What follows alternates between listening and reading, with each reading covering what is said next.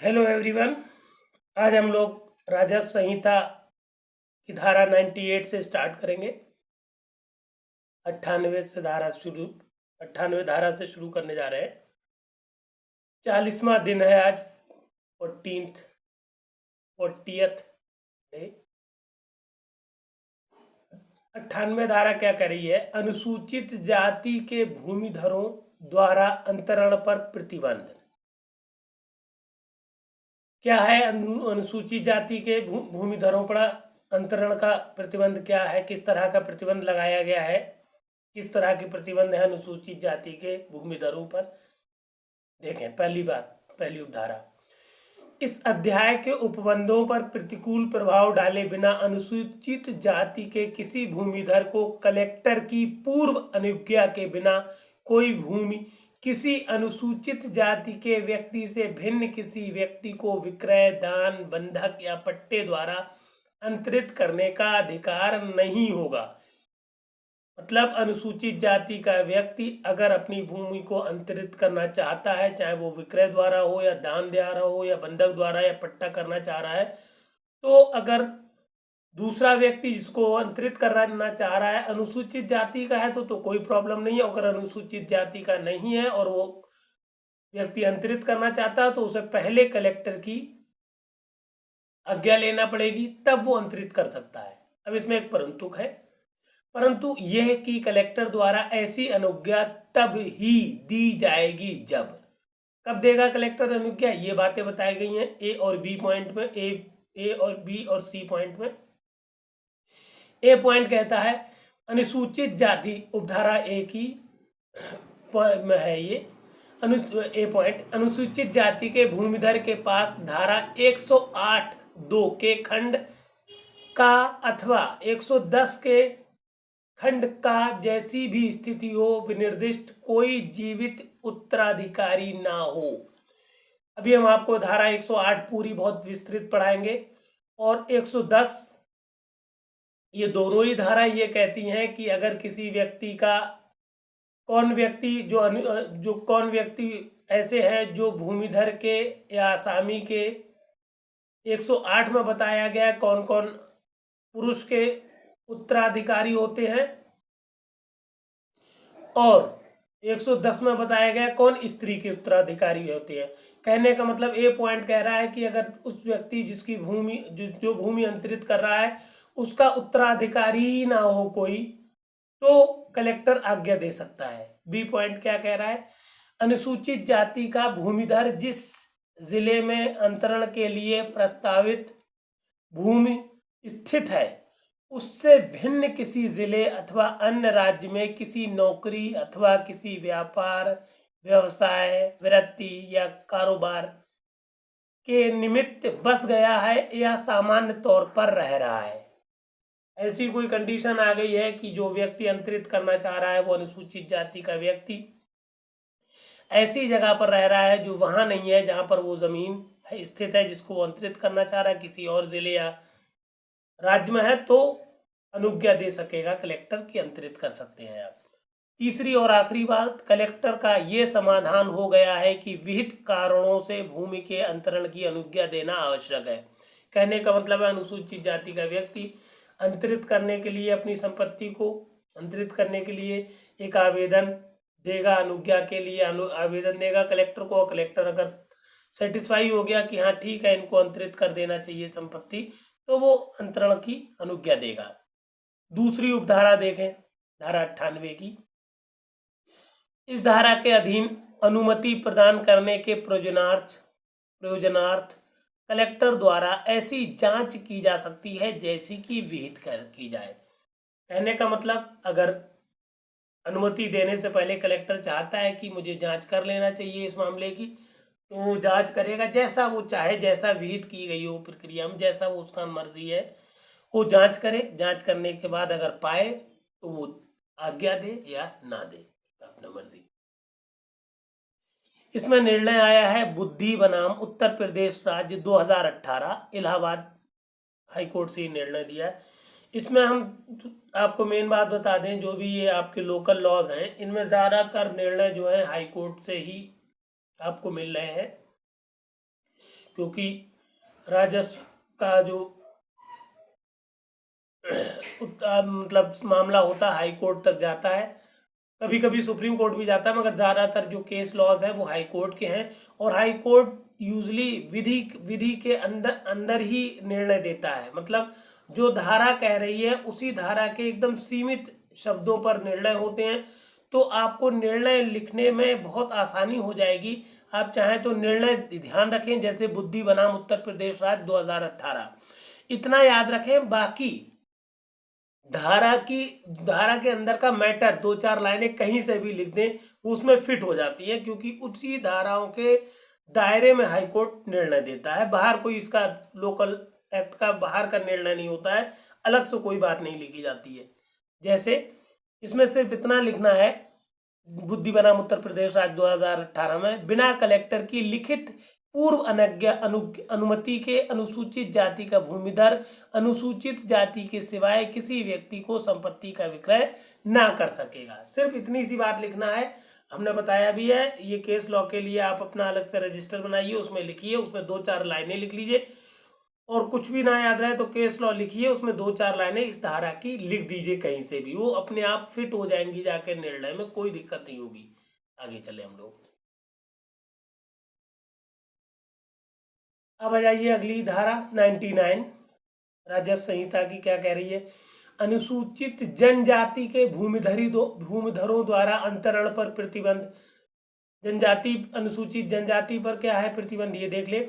अनुसूचित जनजाति के किसी भूमिधर को विक्रय, दान, बंधक या पट्टा के द्वारा किसी भूमि को अनुसूचित जनजाति से भिन्न किसी व्यक्ति को अंतरित करने का अधिकार न होगा।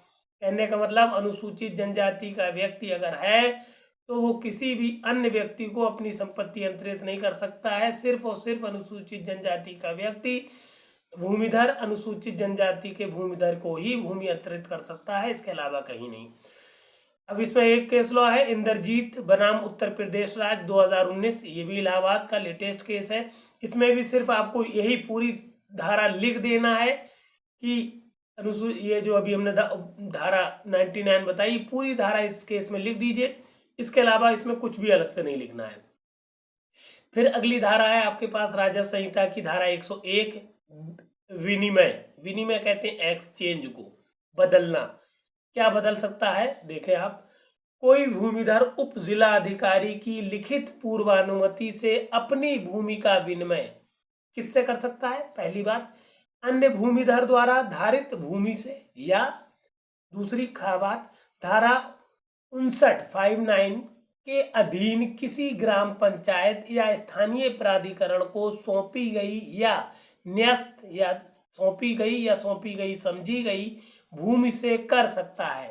धारा 59 हमने आपको विस्तृत पढ़ाई है। कहने का मतलब है, कोई भी भूमिधर चाहे तो वो दूसरे भूमिधर से या फिर राज्य ग्राम पंचायत में सौंपी गई समझी गई भूमि से अपनी भूमि का विनिमय कर सकता है।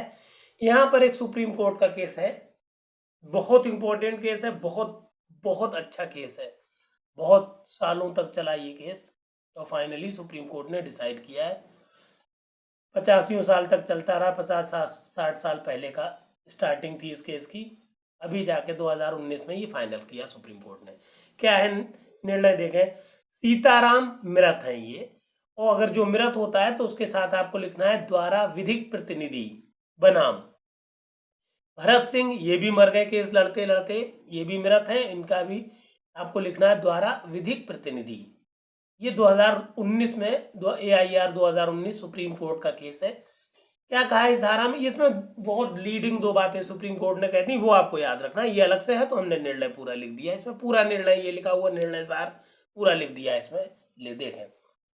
धारा 101 के अधीन उपजिला अधिकारी की पूर्व अनुमति के बिना किया गया विनिमय दिनांक 3 जून 1981 के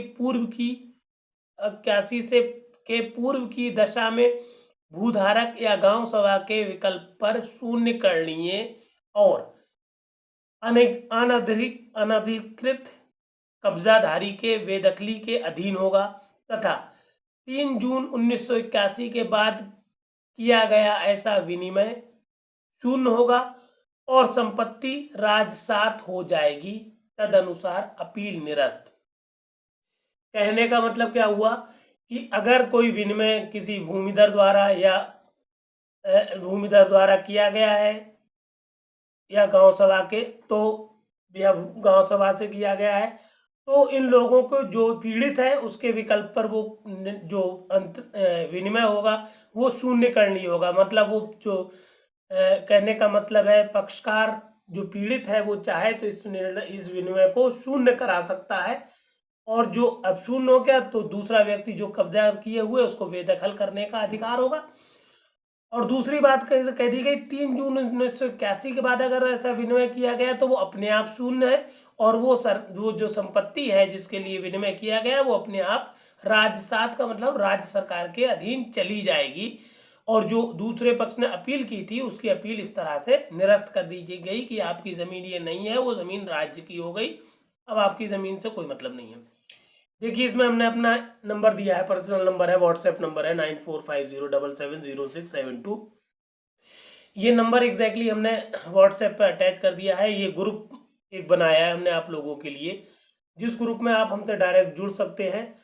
और जुड़ के क्या फ़ायदा होगा, उससे फ़ायदा ये होगा जो मैटर हम आपको दे रहे हैं इसका डिस्कशन हम करेंगे आपके साथ, जैसा आप डिस्कशन चाहेंगे, जैसा आप, क्योंकि एग्ज़ाम करीब आ रहा है, बहुत सारी टेंशन आपको हो रही होगी, तो उस टेंशन को मिनिमाइज़ कर सकेंगे, आपको प्रॉपर पैटर्न बता सकेंगे कि किस तरह से आप तैयारी करिए, किस तरह से आप प्रेशर को मिनिमाइज़ कर सकते हैं, किस तरह से आप समय को मैनेज कर सकते हैं। और आगे चल के हम आपको फ्रेमिंग ऑफ चार्जेस है और जजमेंट राइटिंग है और जितनी भी प्लीडिंग की प्रोसेसेस है वो सब पढ़ाएंगे, प्लीडिंग्स है ये सब बताएंगे, समझाएंगे, और केस लॉज के बारे में डिस्कस करेंगे। ये सब काम हम करेंगे आपके साथ व्हाट्सएप पे, क्योंकि आप हमसे डायरेक्ट अटैच हो सकेंगे, कम्युनिकेट कर सकेंगे, जहाँ पर प्रॉब्लम आएगी वहाँ डायरेक्ट हमें बता सकेंगे, बात कर सकेंगे।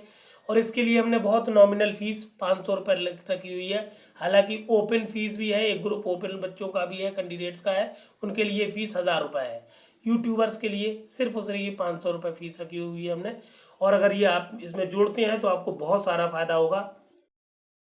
इसके अलावा हमने आपको चैनल दे दिया, आपको चैनल ढूंढने में कोई दिक्कत हो रही हो तो आप direct @LOCCLASSES by Firoz sir, आपको हम वहाँ पर मिलेंगे। आप हमारे नोट्स को पढ़ें, शेयर करें और चैनल को सब्सक्राइब करें, जो बेहतर लगे। अगर ग्रुप से जोड़ा जा रहा है तो ज़्यादा बेहतर है, ग्रुप से जुड़ जाए, नहीं तो आप पढ़ाई अपनी जारी रखें और सारे दोस्तों को ये मैटर दें और सब्सक्राइब कर लें चैनल को, आगे बढ़े। पता नहीं कहाँ। हेलो, राजस्व संहिता धारा 107 भूमिधर का उसकी भूमिधर या आसामी द्वारा वसीयत, बहुत इंपॉर्टेंट धारा है। धारा 107 राजस्व संहिता की ये बताती है भूमिधर या आसामी द्वारा वसीयत, कब भूमिधर या आसामी वसीयत कर सकेंगे, ये बात बहुत इंपॉर्टेंट है। पहले देखो धारा 1 क्या कह रही है। धारा 1 कहती है धारा 2 के अधीन रहते हुए संक्रमणीय अधिकार वाला भूमिधर किसी जोत में अपने हित का इच्छा पत्र द्वारा वसीयत कर सकता है। ठीक, कौन? संक्रमणीय अधिकार वाला भूमिधर। दूसरी बात, अनुसूचित जाति का या अनुसूचित जनजाति से संबंधित संक्रमणीय अधिकार वाले भूमिधर के संबंध में धारा 98 और 99 के उपबंध वसीयत किए जाने के निमित्त उसी प्रकार लागू होंगे जैसा कि वे जीवन काल में अंतरण के लिए लागू होते। हमने पढ़ाया आपको 98 और 99, 98 99 दोनों धाराएं, उसमें आप देखिए क्या क्या प्रतिबंध है वो यहाँ पर भी लगेंगे जब वो वसीयत कर रहा होगा, मतलब उसी तरह से जैसे वो अंतरण कर रहा हो ये माना जाएगा।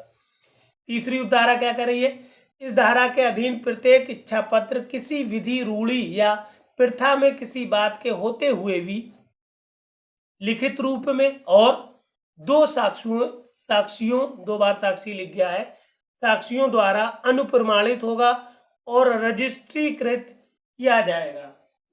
ठीक है, एक साक्षी को काट दीजिए।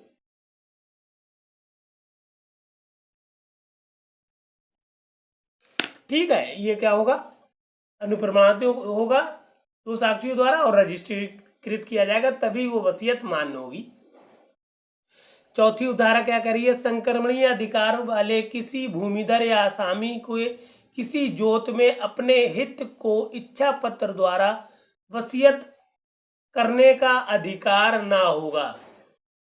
असंक्रमणीय अधिकार वाला भूमिधर या आसामी है तो वो अपनी संपत्ति की वसीयत नहीं कर सकता, क्योंकि वो संक्रमण ही नहीं कर सकता, ट्रांसफर नहीं कर सकता, तो वसीयत कैसे कर सकता है? सीधी सी बात है। फिर आखिरी उपधारा 5 बता दी गई, इस धारा के उपबंध के उल्लंघन में की गई कोई वसीयत शून्य होगी। अगर आपने इसके अलावा इस धारा के नियमों को नहीं माना है तो अगर वसीयत कर रहे हैं तो शून्य हो जाएगी, वसीयत शून्य हो जाएगी अगर किसी भी उपधारा का उल्लंघन किया आपने तो। फिर आ जाइए आप धारा 108, बहुत ही ज़्यादा इम्पोर्टेंट है। यहाँ से आपको ये धारा 108 से डायरेक्ट धारा भी मिलती है, इसकी उपधाराएं मिलती है, इस पर फ्रेम क्वेश्चन होते हैं। अभी 2018-20 में जो HGS का एग्ज़ाम हुआ था उसमें प्रॉब्लम बेस्ड क्वेश्चन बनाया गया था इससे कि किसको संपत्ति मिलेगी किसको नहीं मिलेगी। इसलिए इस धारा को 108 को एकदम ध्यान से समझिएगा, जरा सा कंफ्यूजन आपके क्वेश्चन को गलत कर देगा। इस धारा से ही आप सारे क्वेश्चन, इससे क्वेश्चन बेस्ड आते हैं कि किस कौन वसीयत में कौन उत्तराधिकारी होगा कौन नहीं होगा, किसको संपत्ति मिलेगी या किस हिस्से में मिलेगी, किसको पहले मिलेगी किसको, बहुत क्वेश्चन 85 क्वेश्चन बनते हैं। इसलिए इस धारा को बहुत ध्यान से समझिए। समझ में आया? वीडियो को पॉज कर करके देखिएगा। अब समझ लें हम 108 धारा 108 क्या करी है? पुरुष भूमिधर असामी या सरकारी पट्टेदार के उत्तराधिकार का सामान्य क्रम। जो उत्तराधिकारी होंगे उनका क्रम क्या होगा? उन किस क्रम में होंगे? कौन किसके उत्तराधिकारी? भूमिधर, पुरुष भूमिधर के लिए है ये धारा 108। पुरुष भूमिधर असामी या सरकारी पट्टेदार। देखें धारा को स्टार्ट कर रहे हैं। धारा 107 के उपबंधों के अधीन रहते हुए किसी पुरुष भूमिधर असामी या सरकारी पट्टेदार की मृत्यु हो जाने पर उसकी जोत में हित का न्याय गमन उपधारा 2 में विनिर्दिष्ट उसके उत्तराधिकारी को नातेदार होने पर नीचे दिए गए सिद्धांत के अनुसार होगा। किस तरह से होगा यह पूरी बात अगले पेज पर हम आपको बताने जा रहे हैं, ध्यान से सुनिएगा। देखें किस तरह से होगा। पहला पॉइंट बता दिया गया, उपधारा 2 के किसी एक खंड में विनिर्दिष्ट उत्तराधिकारी एक साथ समान अंश प्राप्त करेंगे। शब्द को विनिर्दिष्ट को ही लिखिएगा आपको, हालांकि निर्दिष्ट इसका मतलब होता है या उपधारा में उपस्थित होता है, मगर आप विनिर्दिष्ट इस्तेमाल करिएगा, अच्छा शब्द है ये। मतलब क्या है? उपधारा 2 के अंदर जो एक खंड में लोग हैं उत्तराधिकारी हैं उन सबको एक साथ और एक बराबर अंश प्राप्त होगा। दूसरा पॉइंट क्या कह रहा है? उपधारा 2 के किसी पूर्ववर्ती खंड में विनिर्दिष्ट उत्तराधिकारी से उत्तरवर्ती खंडों में विनिर्दिष्ट समस्त उत्तराधिकारी अपवर्जित होंगे। मतलब क्या है इसका? खंड, जैसे इसका पूरा मतलब समझाया हमने आगे, अपवर्जित होंगे का मतलब क्या है ये बताते हैं। खंड का में उत्तराधिकारी खंड खा में स्थित उत्तराधिकारियों से अधिमान्यता प्राप्त करेंगे। अधिमान्यता प्राप्त करने का मतलब है खंड का में जो उपस्थित हैं उत्तराधिकारी उनको पहले संपत्ति मिलेगी। अगर खंड का में उत्तराधिकारी नहीं है कोई, तभी खा के उत्तराधिकारी को खंड खा के उत्तराधिकारी को संपत्ति मिलेगी, अन्यथा नहीं मिलेगी। इसको कहते हैं अपवर्जित करेंगे या अधिमान्य प्राप्त करेंगे। और आगे बता दिया, और खंड खा में स्थित उत्तराधिकारी खंड गा में स्थित उत्तराधिकारियों से उत्तराधिकार में अधिमान्य प्राप्त करेंगे। आदि लिख दिया है आगे। कहने का मतलब हुआ, अभी हम देखेंगे कि उपधारा 2 में जो लोग हैं तो पूर्ववर्ती खंड में जो लोग विनिर्दिष्ट कर दिए गए हैं उत्तराधिकारी, वो आगे के खंडों के आगे के खंडों के उत्तराधिकारियों को अपवर्जित कर देंगे। अपवर्जित का मतलब अगर खंड का में कोई उत्तराधिकारी जिंदा है तो का को मिलेगी, खा को संपत्ति नहीं मिलेगी। दूसरी बात, अगर खंड खा में कोई व्यक्ति नहीं है तो खंड का गा को मिल सकती है। और दूसरी बात, सबसे पहले कि क्या होगी, पहले सबसे पहले खंड का में मिलेगी संपत्ति, फिर खा को मिलेगी, फिर गा को मिलेगी। ये ऑर्डर होगा, ये क्रम होगा। यही बात पिछले पेज पर बताई गई कि किस क्रम में मिलेगी, तो ये क्रम बताया गया है। अब देखें उपधारा 1 का पॉइंट 3 क्या कह रहा है। भूमिधर असामी या सरकारी पट्टेदार या किसी पूर्व मृत पुरुष वंशानुगत उत्तराधिकारी जो यदि जीवित होता तो उत्तराधिकारी होता के यदि एक से अधिक, एक से होगा यहां पर, एक से अधिक विधवाएं हो तो ऐसी समस्त विधवाएं एक साथ समान अंश प्राप्त करेंगी। कहने का मतलब है कोई भूमिधर आसामी या सरकारी पट्टेदार का कोई पूर्व मृत वंशानुगत पुरुष वंशानुगत है, मतलब कोई उनका लड़का है, पोता है, इस तरह का कोई व्यक्ति है, वो पहले ही मर गया है और उसकी विधवा जिंदा है, तो अगर एक से अधिक विधवाएं हैं तो सबको जैसे एक हिस्से में से सबका समान अंश मिलेगा, मतलब विधवा को एक हिस्सा मिलना चाहिए, बाकी उसके लड़के लड़कियों को मिलना चाहिए। तो एक हिस्से में से अगर 2 हिस्सा हैं, 2 विधवाएं हैं, तो एक हिस्से में से दोनों को बराबर बराबर 50-50% मिल जाएगा। चौथी बात, विधवा माता या विधवा या पिता की विधवा माता या किसी पूर्व मृत पुरुष वंशानुगत उत्तराधिकारी जो यदि जीवित होता तो उत्तराधिकारी होता की विधवा को केवल तभी उत्तराधिकार प्राप्त होगा यदि उसने पुनर्विवाह ना किया हो। कहने का मतलब है कोई भी विधवा हो, चाहे खुद उस पुरुष की जो विधवा हो जिसकी संपत्ति है, या उसके बाप, उसकी माँ सॉरी उसके पिता की विधवा हो, या उसकी विधवा माता हो जो पुरुष जिसकी संपत्ति मिलना है, कोई किसी भी, या उसके बच्चों की किसी की विधवा हो, लड़के की किसी की विधवा हो, पोते की विधवा हो, कोई भी हो, उस विधवा को संपत्ति में अंश तभी प्राप्त होगा जब उसने पुनर्विवाह ना किया हो। पुनर्विवाह करते ही वो संपत्ति में से अधिकार खो देगी। दूसरी उपधारा समझ लें। अब ये बताएगी कि कौन खंड 1 में है, कौन किसको पहले संपत्ति मिलेगी, किसको बाद मिलेगी, ये समझ लें। उपधारा 1 के उपबंधों के अधीन पुरुष भूमिधर असामी या सरकारी पट्टेदार के निम्नलिखित रिश्तेदार उत्तराधिकारी हैं। अर्थात खंड 1 में कौन कौन है समझ ले। विधवा है सबसे पहले, फिर अविवाहित पुत्री है, फिर पुत्र हैं, उसके अलावा पौत्रादि क्रम में पुंजातीय वंशज प्रतिशाखा के अनुसार।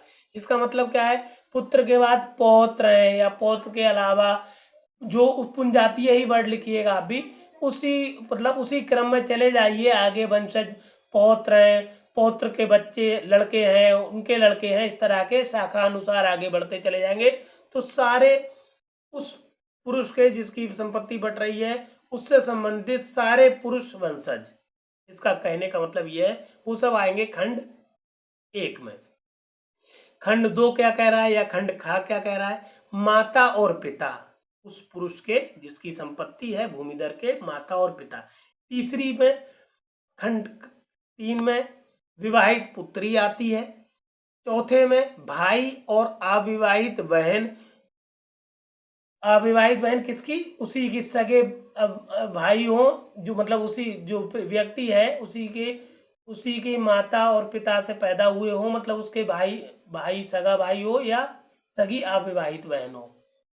और अगर भाई, ये आगे लिख दिया, यदि भाई मृत है, मतलब उस व्यक्ति का जिसकी संपत्ति उत्तराधिकार में मिलना है उसका भाई मर गया है, तो भाई का पुत्र उस संपत्ति को प्राप्त कर सकता है, मिल सकती है।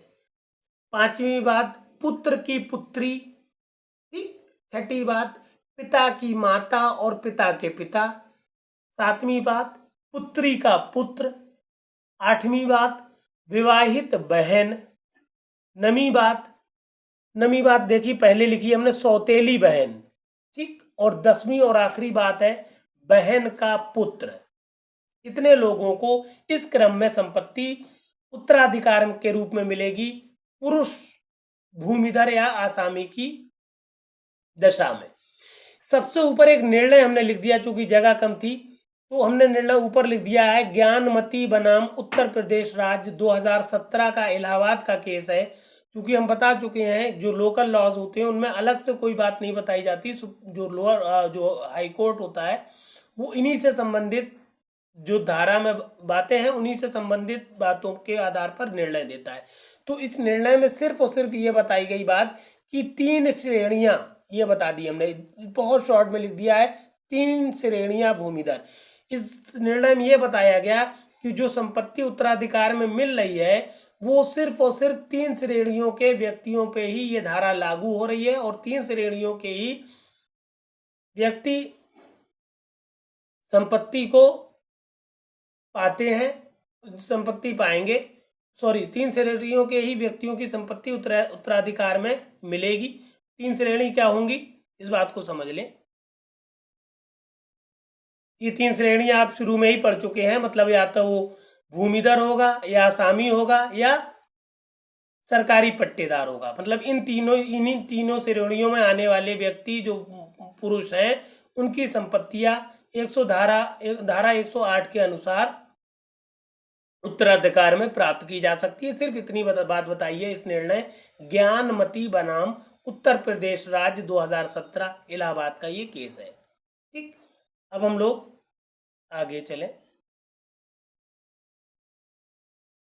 अब आ जाइए अब राजस्व संहिता धारा 116 पर। क्या कह रही है धारा 116?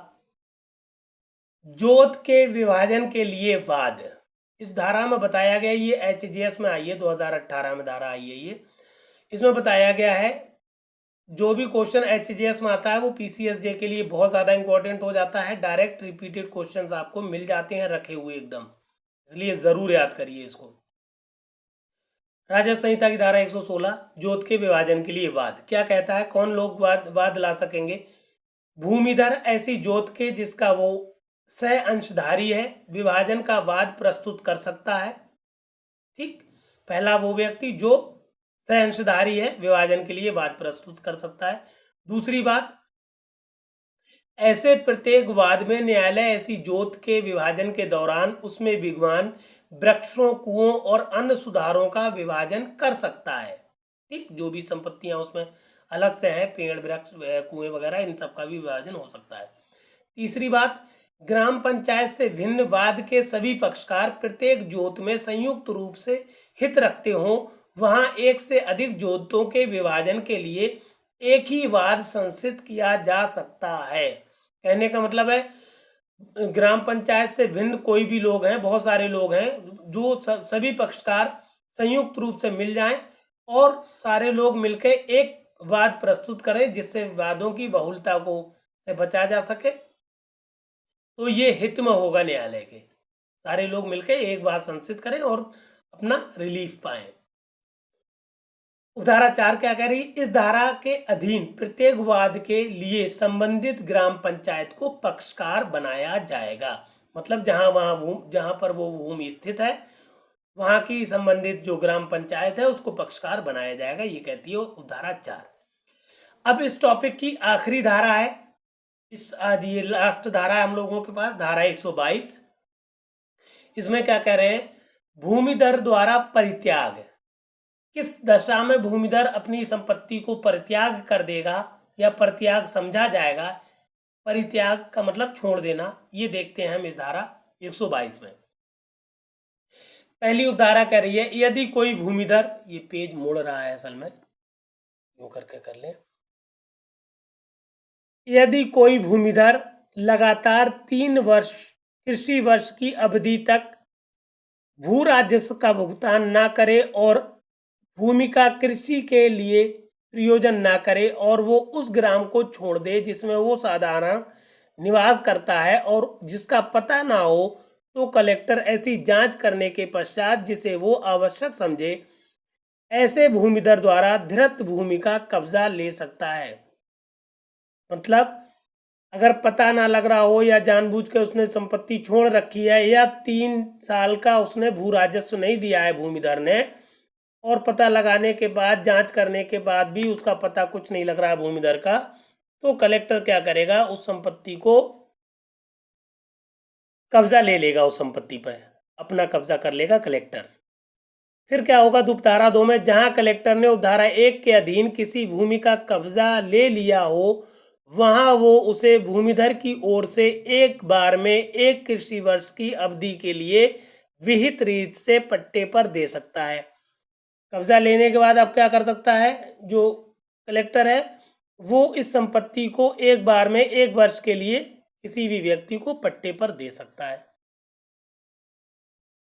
तीसरी और आखिरी उपधारा देखें हम, यदि भूमिधर या कोई अन्य व्यक्ति जो विधि पूर्वक भूमि का हकदार हो, उस दिनांक को जब कलेक्टर ने कब्जा लिया हो